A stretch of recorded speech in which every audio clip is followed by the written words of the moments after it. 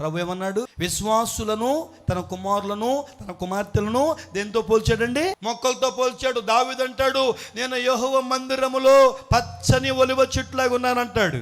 104వ కీర్తన 16వ వచనం అంటాడు, యెహోవా వృక్షములు తృప్తిపరచబడుతున్నాయి అంటున్నాడు. 1వ కీర్తన 3వ వచనం అంటాడు, అతడు నీటి కాలువ యోర నాటబడినదై ఆకువాడికి తన కాలమందు ఫలమిచ్చే చెట్టు వలె ఉంటానంటున్నాడు. 92వ కీర్తన 12వ వచనంలో, నీతిమంతులు ఖర్జూర వృక్షం వలె మవ్వేసి లెబనోను మీద దేవదారు వృక్షం ఎదుగుతారంటున్నాడు. 128వ కీర్తన 3వ వచనం అంటున్నాడు, నీలోగిట నీ భార్య ఫలించు ద్రాక్షవల్లి అయితే నీ బల్ల చుట్టూ నీ పిల్లలు ఒలీవ మొక్కలు. అమ్మా, ఆ మొక్క దగ్గరికి యేసు ప్రభు వచ్చి ఆకలి తీర్చుకుందాం అనుకుంటే ఆకులు తప్ప ఏమి లేవు తల్లి. కాయలేని మొక్కవా నువ్వు? ఏ మొక్కవి? ఇదిగో గొడ్డలి చెట్టు వేరున ఉంచబడి ఉన్నది. మంచి ఫలములు ఫలించని ప్రతి చెట్టు నరకబడి ఎక్కడ పడిద్దంట? అగ్నిలో. అమ్మో నానా, నువ్వు చెట్టువే నానా, గుళ్ళో భలే పెరుగుతున్నావు. అమ్మా, నువ్వు కూడా మొక్కవే, భలే పెరుగుతున్నావు. బైబిల్ అన్నాడు, ఇదిగో గొడ్డలి చెట్టు వేరు ఉంచబడి ఉన్నది, మంచి ఫలములు ఫలించని ప్రతి చెట్టు నరికి ఎక్కడ పడతాడంట? అగ్నిలో పడవేయక మునిపి ఈ చెట్టు మళ్ళా ఏమవ్వాలండి? మారు మనసుకు తగిన ఫలములు ఫలించాలి. కొన్ని చెట్లు పెట్టాము ఈ మందిరంలో 25 ఏళ్ల క్రితం. చెట్లు పెద్దవి అయిపోయినాయి, కానీ అన్ని కారుకాయలే.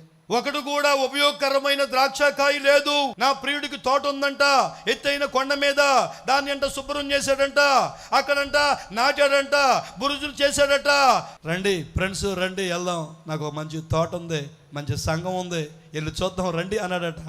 ఆడికి వెళ్ళిన తర్వాత ఆయన కొన్ని కాయలు కోసుకొని ఆడికి ఇచ్చి తినండి అన్నాడంట.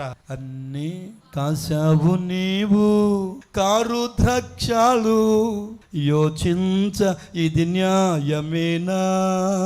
అందాల ఉద్యానవనమా, ఓ క్రైస్తవ సంగమా, ఫలించలేక పుష్పించలేక మూడై మిగిలావ నీవు,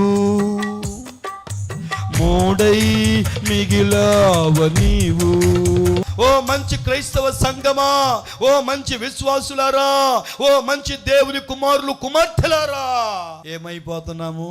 మూడైపోతున్నాం. రాను రాను భక్తి, రాను రాను విశ్వాసం, రాను రాను నిరీక్షణ, రాను రాను పరిశుద్ధ, రాను రాను యథార్థత, రాను రాను ఆత్మ తగ్గిపోతుంది.